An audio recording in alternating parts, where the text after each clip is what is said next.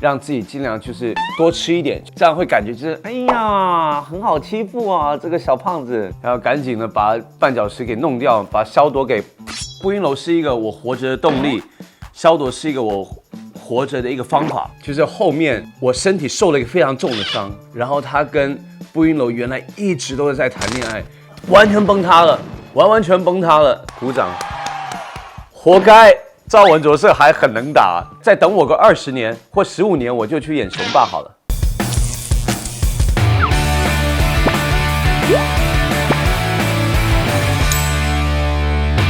大家好，我是何润东，慕容高拱。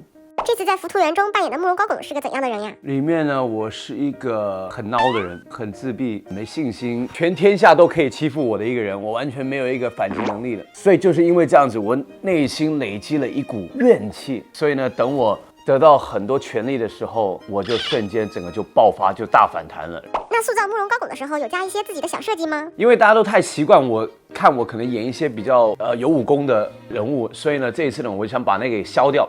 所以呢，里面呢，我让我自己是驼背的，然后呢，衣服也是比较蓬松一点，所以会整体看起来就是圆圆的，让自己尽量就是多吃一点，就是让脸可以有一点肉肉的。这样会感觉就是哎呀很好欺负啊，这个小胖子那种感觉，就比较无害的感觉。你觉得慕容高拱性格当中的优缺点分别是什么呢？我觉得他优点的是他很专一啊，想法很单纯，想法很直接。他的缺点呢，可能就是太过恋爱脑了，就一心只想着要谈恋爱而已，然后又没有什么勇气，就有一点懦弱。在这部戏中，你觉得自己哪种情绪戏会比较多？愤怒戏吧，就是他在里面就是一个很容易生气的人，气萧铎，气步音楼，气自己，气今天天气不好，气今天吃的不好，什么都可以气。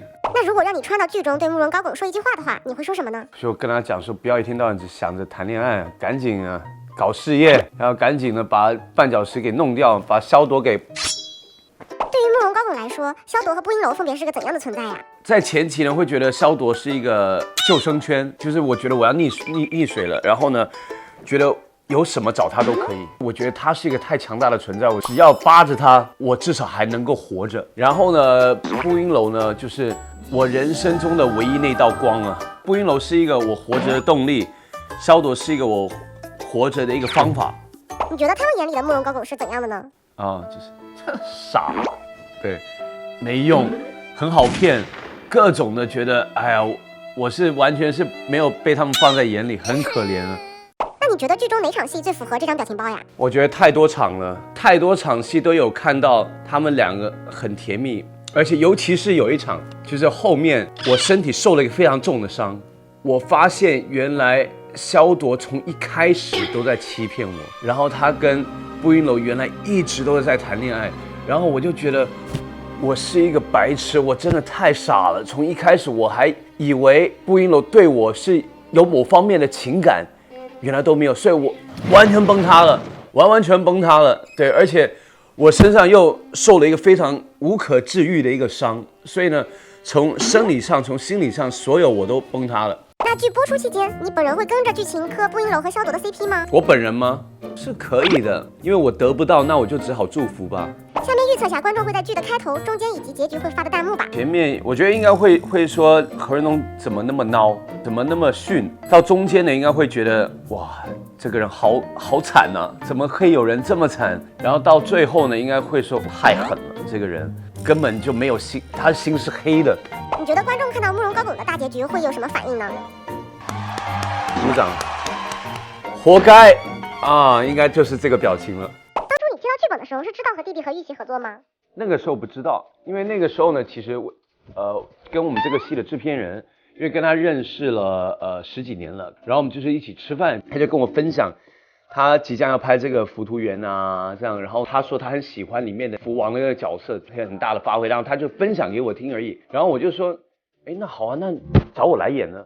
他说啊，真的吗？你愿意演这样子的一个反派角色吗？然后我就跟他讲说 ，no， 我要开始打开我的任何一扇门了，我就不要给自己的当演员的这生涯里面去有太多的设限，所以呢，才演了这个角色，然后又跟弟弟啊跟玉琪他们搭配，我觉得蛮开心的。我觉得蛮好玩的，就是说认识他们并不是先认识他们的作品，是先认识他们的人，先了解到他们私底下的个性是怎么样。觉得他们私底下个性都是很好、很单纯、很直接的，所以演起戏来呢，大家沟通都非常的愉快。那你相处下来，觉得玉琪和弟弟是个怎样的人呢？我觉得玉琪她是很文青、很斯文、比较内向，但是呢很努力。然后也是我觉得蛮成熟的一个女性，然后专注力很强。弟弟呢，我很喜欢他的个性，因为他的个性呢，我相信就是大家在电视上啊或者在一些节目里面所看到那样子，就是很真、很直接，然后很诚恳，就很怕因为有一些年轻的演员太世故、太油腻。对，他完全没有，他是一点心机都没有，他是怎么样就是怎么样。所以呢，跟他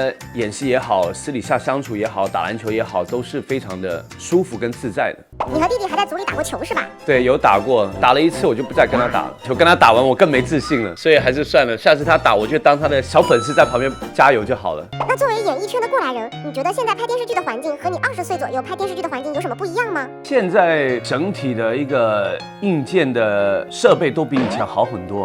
那个时候拍真的太辛苦了，那时候很苦啊，吃也没有吃那么好，住也住那么好，然后每天工作时间都很长。对，但我觉得因为有了那个经历，所以呢，我觉得现在呢就会比较轻松一点了。对，但我觉得现在大环境比较大的一个差别呢，就是说现在的人都是时间比较紧张一点，所以呢，很多时候看剧都1.5倍看，2倍再看，变得说大家的表演节奏都必须要非常的快才行，而且再加上现在很多的大家都是用琐碎时间来看一些剧，所以呢现在就会有很多短剧啊。那你以后会考虑去拍一些短剧吗？可以啊，我觉得都不会给自己设限啊，就可能大家坐公交车可以看我看个10分钟啊这样。那现在还会有什么角色是你一定不会去接的吗？其实没有一定不会接了，但是就希望不要再接霸道总裁这种角色，因为可能以前演太多了。对，那我觉得可以尽量去挑战我各式各样的角色，怎么样的都行，我都想要去给自己有一些新的火花。对于现在大家提到你，第一反应还是不经营，关于这一点，你是开心多一点还是困扰多一点？我觉得还不错啊，我蛮开心的，因为大家都会说，东哥，我看你的风云长大的。你一开始我笑，我那么老了吗？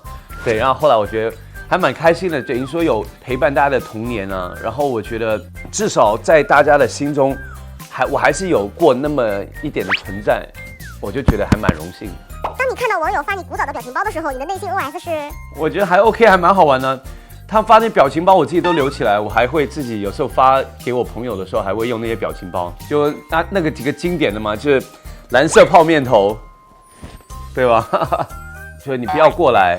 那个很好用，就是比如说你跟朋友在聊天啊，聊到可能他不认可的时候，他就可以发这个表情包了。你不要过来，对，所以这个是很常可以用得到的。之前还有网友说，趁何润东和赵文卓还能打，赶紧拍《风云3》吧。你确定我现在还能打吗？赵文卓是还很能打，而且我这个年纪演步惊云，好像年纪有点偏大啊。再等我个20年或15年，我就去演雄霸好了。下面这个环节是看图猜剧，看你能不能猜出来。